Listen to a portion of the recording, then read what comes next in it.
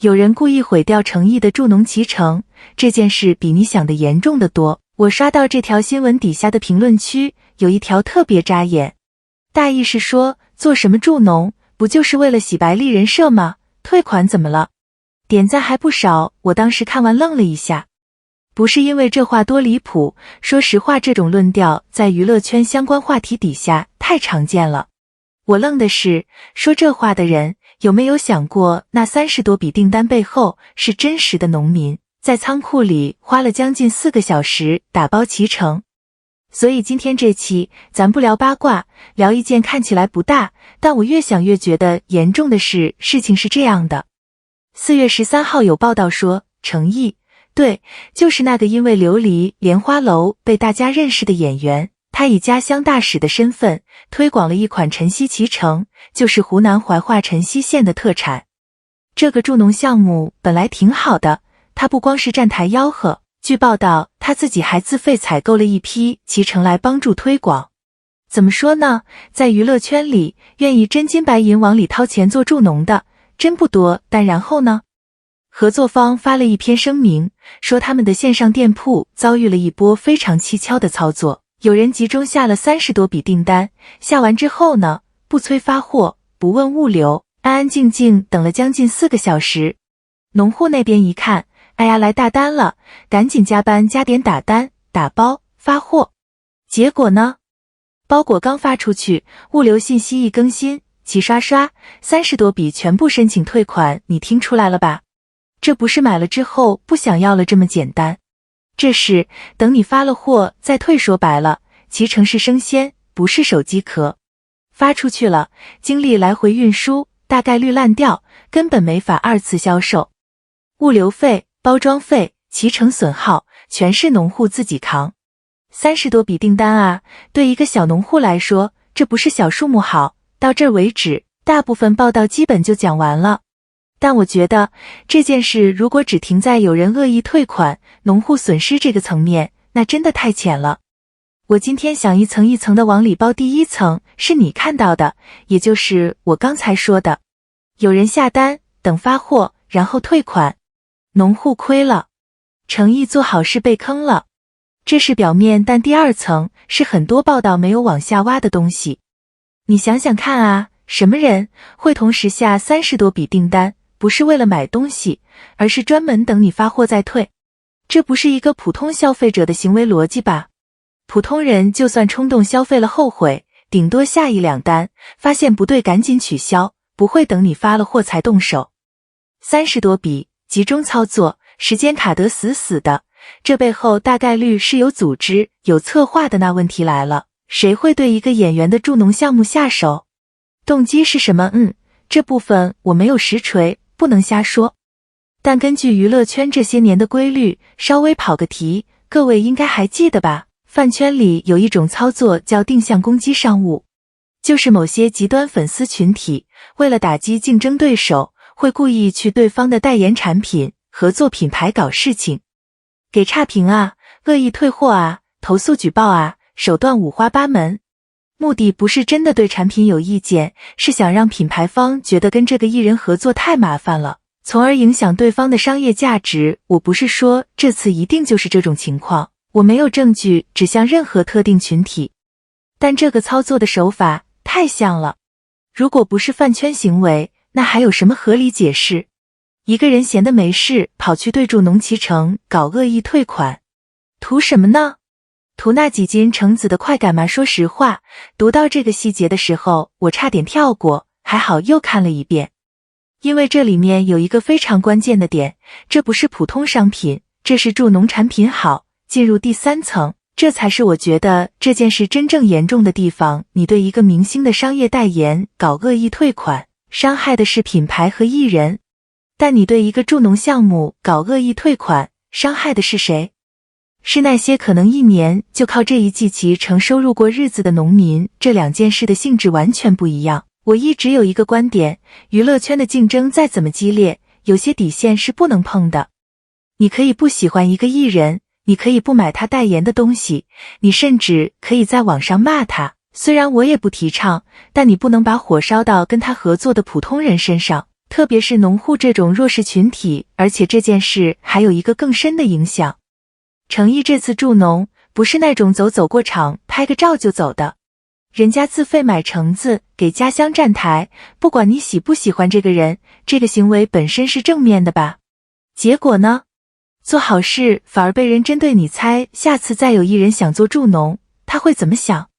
算了吧，做了也是给自己惹麻烦，这才是最可怕的地方。恶意退款这30多笔订单，损失的不只是几箱橙子的钱，他损失的是以后其他艺人参与公益助农的意愿。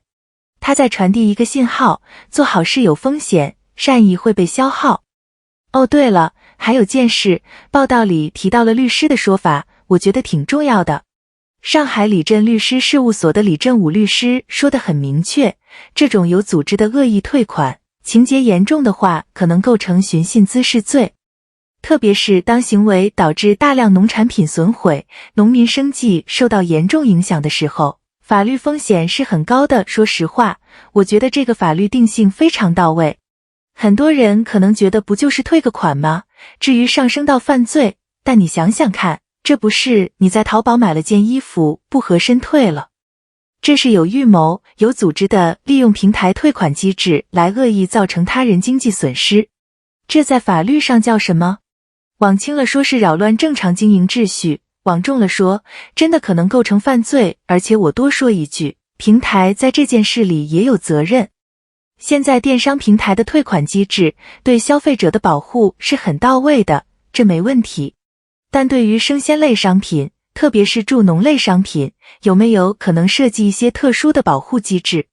比如说，发货后短时间内集中退款达到一定数量，是不是应该触发人工审核，而不是直接自动通过退款，让农户承担全部损失？这部分我不是100%确定平台目前有没有类似机制，但根据我看到的信息，至少在这次事件里，好像没有起到应有的拦截作用。如果后续找到更详细的平台政策资料，我会更新。好吧，我知道我扯远了，拉回正题，还进入第4层。这件事到底意味着什么？我觉得它撕开了一个很多人不愿意正视的伤疤。在中国的娱乐生态里，饭圈的恶性竞争已经不只是网上吵架的程度了，它已经溢出到现实世界，开始伤害真实的人。以前是什么？控评、刷榜、举报对家，说到底还是在虚拟空间里折腾。但现在呢？攻击对方的商务合作，恶意退款助农产品，这些行为的后果是实实在在落在普通人头上的。说起这个，我突然想到2021年清朗行动整治饭圈乱象的时候，重点打击的是什么？是打头、控评、人肉搜索这些。当时很多人觉得够了，饭圈被整顿了，但其实怎么说呢？有些行为只是换了个马甲，变得更隐蔽了。像这次恶意退款，你说它是饭圈行为吗？表面上看不出来，因为退款这个动作本身是平台允许的、合法的，但组合起来看，意图是恶意的，效果是破坏性的。这就是问题所在，监管打击的是明面上的违规，但暗地里的软暴力很难界定，很难追踪。再说回程毅本人，其实我觉得他在这件事里挺冤的。一个演员拍完戏想为家乡做点事，以家乡大使身份推广当地农产品，自己还掏钱买，你说这有什么问题？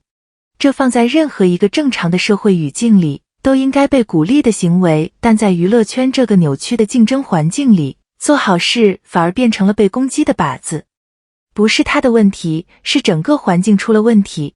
换谁来，结果都一样。只要你有对家，你做的任何事都可能被人恶意解读、恶意破坏。有个细节我想深挖，但信息不够，就是这次事件之后，那些农户的实际损失到底有多大？30多笔订单，具体金额是多少？退回的橙子最后怎么处理了？这些信息目前报道里没有详细披露。如果后续有更多资料，我会在下期更新，但不管具体数字多少，有一点是确定的，对于小农户来说，每一笔订单的损失都是切身的。他们不像大企业有能力消化这种恶意行为带来的成本，我可能说错了，但根据目前的情况，我倾向于这样判断，这件事的影响会超出程毅个人，超出这一次助农活动，它会成为一个标志性案例。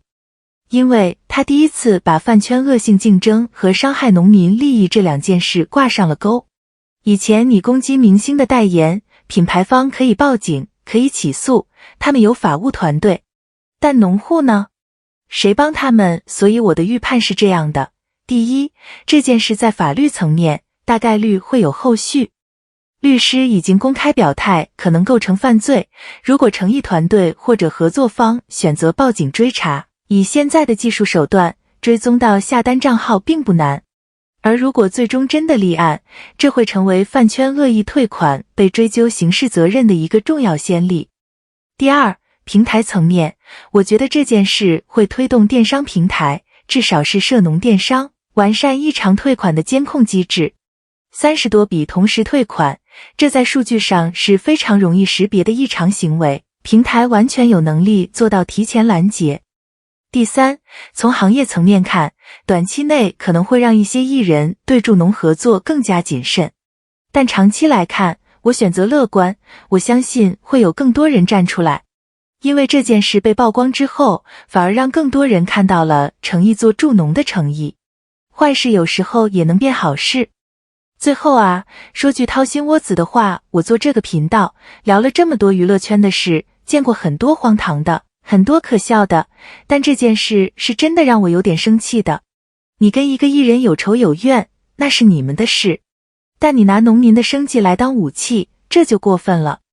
那几十箱脐橙可能是一个农户全家1个月的收入，你退款的时候点一下手机就完了，但人家打包发货承受损失，每一步都是弯着腰流着汗干出来的。所以我想问问各位，你觉得该不该追究到底？平台该不该为助农商品设置特殊保护？